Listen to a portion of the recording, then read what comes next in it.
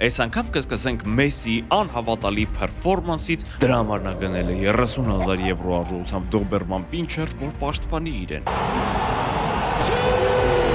Արա այս տղեն ոնց որ կին լինի։ Այո, ճիշտ հասկացաք, ասենք այս պոզան, երկու անգամ եմ տեսել։ Մեկը, որ պատահական բացեցի Կամասուտրան, մեկն էլ քնակենսագրական գրքում ֆուտբոլային սխեմաների արանքում միտեն։ Սկսել է առաքինի կյանքով ապրել։ Նա անգամ աղջիկների տուտուզին չի նայում։ Բայց հերիք էր մի ակնթարթ։ Քո տիրոմերը։ Ես մեկը չհասկացա։ Լսի կհասկանաս։ Թեովա Ծառուկյաններից այս պահին ամենահայտնին դեռ պարզ չի, բայց պարզ է, որ մենք մասնակցում ենք Մոնկի մրցանակաբաշխությանը, քվեարկություն, որտեղ որոշվում է լավագույն յութուբյան ալիքը։ Մենք այնտեղ ենք որպես յութուբյան ալիք։ Լինկը նկարագրության բաժնում է։ Անցեք եւ քվեարկեք ու ցույց տվեք ձեր հավատարմությունը մեր ալիքին։ Հենց հիմա այդ պահն է։ Չէ, 3-ի մեջ 3-րդ տեղը այդքան էլ պատվաբեր չի։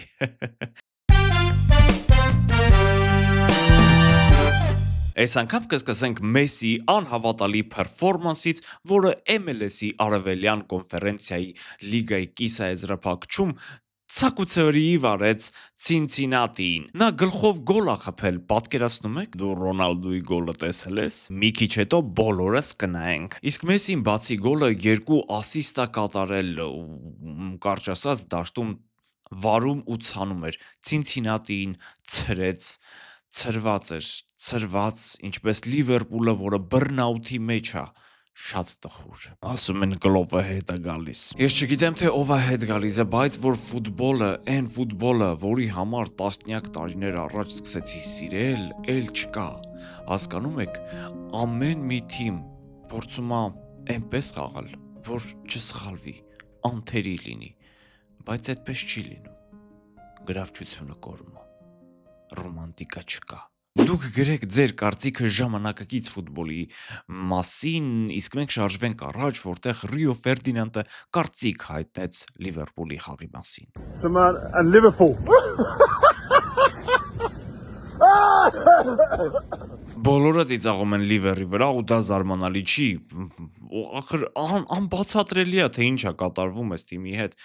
Մի հատ նայեք ոնց են գրող սկսում, ոնց որ 70-80-անց բիձեկ լինեն։ Ոչնչով չեն տարբերվում այս բիձեքից։ Սրանք գոնե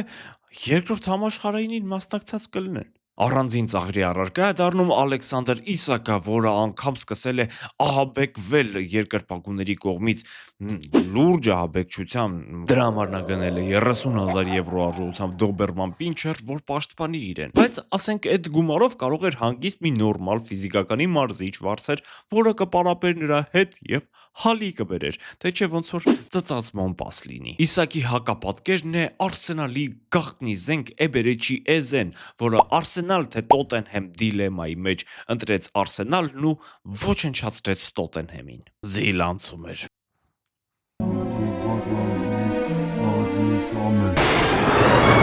Քո տիրոմերը։ Ես մեկը չհասկացա։ Լսի կհասկանաս։ Այսօր աղոթեցի հետրիկի հեղինակ դառնալու համար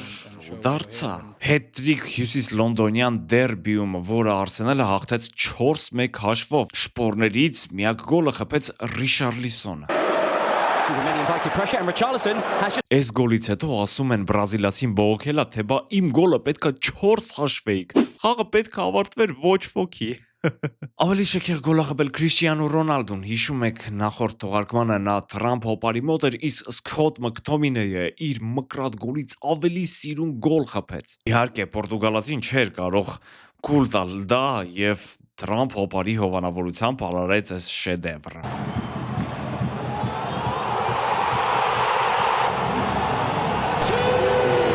Արա այս տղեն ոնց որ կին լինի, այսինքն հեսա բացատրեմ։ Մեկ նենց բան է անում, որ ուզում ես թքես ու մրես, մեկ էլ նենց բան է անում, որ ուզում ես բռնես ճակատը պաչես։ Լրիվ անբացատրելի։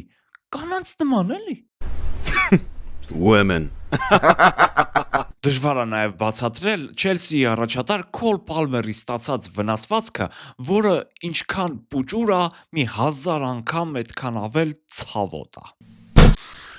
Այո, ճիշտ հասկացաք, նա ոտքի ճկույտը խփել է սեղանի ոտքին եւ ջարդել այն։ 2-3 խաղ ասում են բաց է թողնելու, այդ թվում նաեւ Բարսելոնայի դեմ Չեմպիոնների լիգային է։ Հիմա պատկերացրեք, թե ինչքան փխրուն է անգլիացին, դե ինչ հիմա ժամանակն է առաջիկա խաղերին ծանոթանալու, որից հետո ձեզ անակնկալ է սպասվում, անպայման լրվեք։ Նոյեմբերի 26-ին Չեմպիոնների լիգան վերադառնում է Բուդիո Գլիմտ, Յուվենտուս, Չելսի, Բարսելոնա, Մանչեսթեր Սիթի, Բայեր Լևերկուզեն խաղերով։ Հաջորդ օրը կհանդիպեն գիգանտներ Արսենալ, Բավարիա եւ Ատլետիկո Ինտեր զույգերը։ Հետաքրքիր կլինի նաեւ Պարի Սեն-Ժերմեն Տոտենհեմ խաղը։ Ինչպես նաեւ Եվրոպա լիգայում Ցրվենա Զվեզդան կընդունի FCSB նախկին Ստյաուայի, իսկ Նոան կոնֆերենցիաների լիգայում հյուր կգնա շոտլանդական Աբերդինին։ Երկրորդ մասը եկեք սկսենք մի քիչ անսովոր հռետորական հարցով, որ Ծառուկյանն է ավելի հայտնի այս պահին։ Պարզ չի ինչի։ Հիմա այդքան էլ պարզ չի։ Օրինակ, սովորական search-ը Google-ում ցույց է տալիս, որ UFC մարտիկ Արման Ծառուկյանը համապատասխանաբար վստահ քայլերով մոտենում է պարոն Ծառուկյան։ Ոնց, բա Միրանը։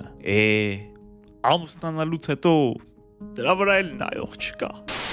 Արմանը վերադարձավ UFC վանդակ եւ հաղթանակ տարավ Չարլզ Օլիվեյրայի նկատմամբ։ Անկեղծ ասած, ես ոչ սիրում եմ, ոչ էլ հետևում եմ այդ ժամանակակից գլադիատորներին։ Ուղղակի մի քանի հետաքրքիր դրվագ եմ առանձնացրել ու կուզեի կիսվել ձեզ հետ։ Մինչ մենամարտը Արտուր Ալեքսանյանը հատուկ պարապմունք կացկացրեց Արման Ծառուկյանի հետ, ցույց տալով նրան մի քանի պրիոմ,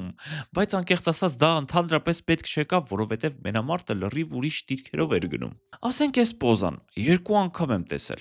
Մեկը որ պատահական բացեցի Կամասուտրան, մեկն էլ սենյակից դուռը։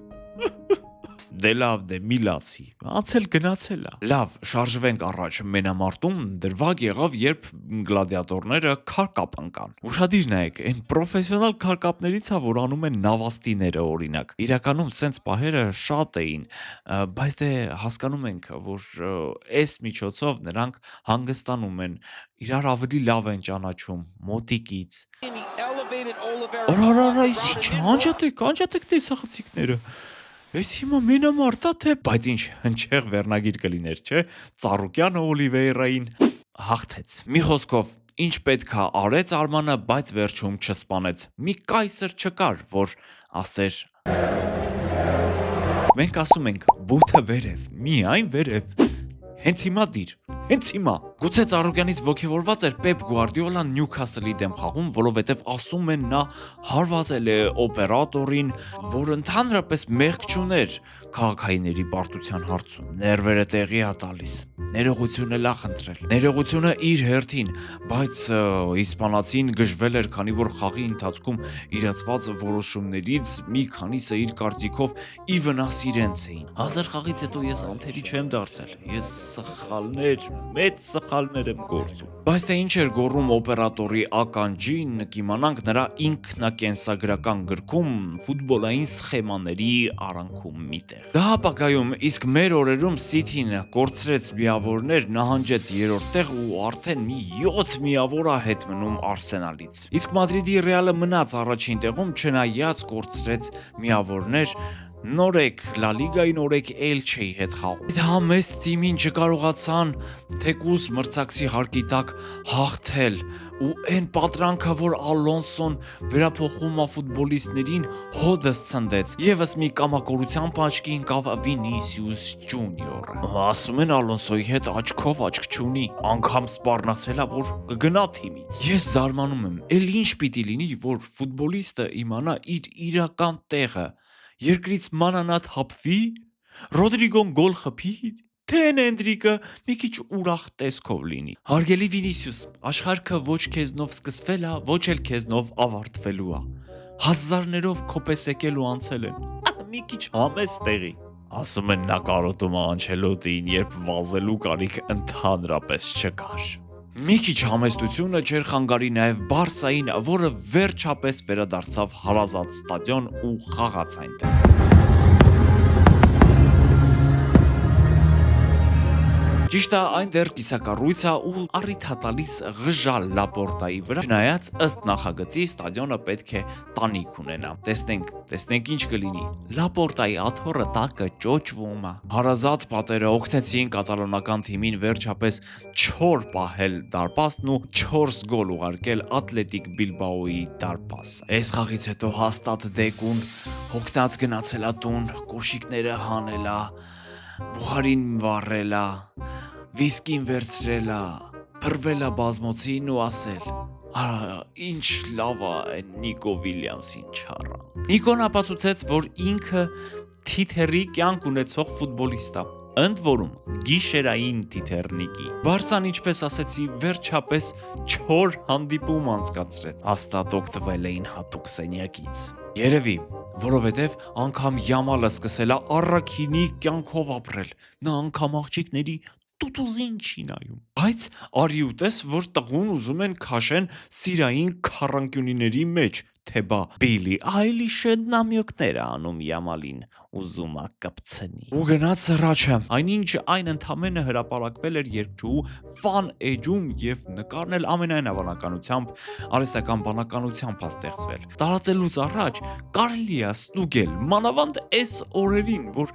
վիդեոներ են սարքում իրականից չտարբերվող։ Ու թողեք այդ տղեն ֆուտբոլ խաղա, հենա, կամաց ոնց որ ստացվում է մոտը, այդ խաղում էլ 2 ասիստ արեց։ Ու վերջին մասերում անպայման պետք է հիշել հանգստյան օրերի իսկական հերոսին,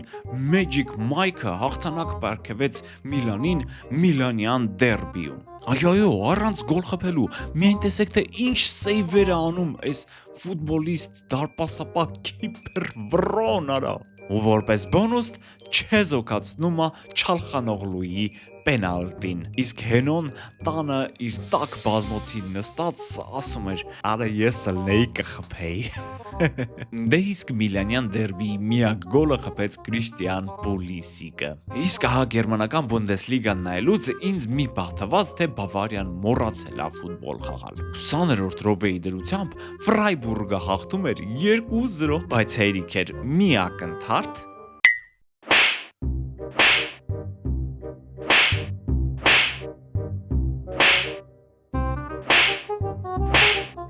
Ապտակ էր նաև Էվերթոն Մանչեսթեր Յունայթեդ խաղում, բայց այս անգամ բառի բուն իմաստով, ուղիղ Իդրիսա Գանագեյեն իր խաղընկերոջ հետ ինչ-որ բան չկիսեց ու չրփեց։ Անձնական հողի վրա աճած այս կոնֆլիկտի մեջ չենք խորանում, բայց ուզում ենք ասել, որ անգամ դա չօգնեց Մանչեսթեր Յունայթեդին։ Կարելի ասել օգնեց Էվերթոնին, կարծես հենց այդպես էլ պլանավորել էին, որ 10 հոգով պետք է հաղթեն Յունայթեդին, որովհետև նրանք մի գոլ խփեցին ու այդպես էլ խաղն ավարտեցին։ Բրավո, Էվերթոն։ Այսքաններ էս անգամվա համար։ Չմոռանաք տեր լինել ձեր քվեին, լինկը նկարագրության բաժնում է։ Բաժանորդագրվեք, լայքեք ու վերջում վայելեք հայկական ռեկորդ, որով կիսվել է անգամ Մարկան։ Իսկ մենք ձեզ հրաժեշտ ենք տալիս։ Կհանդիպենք։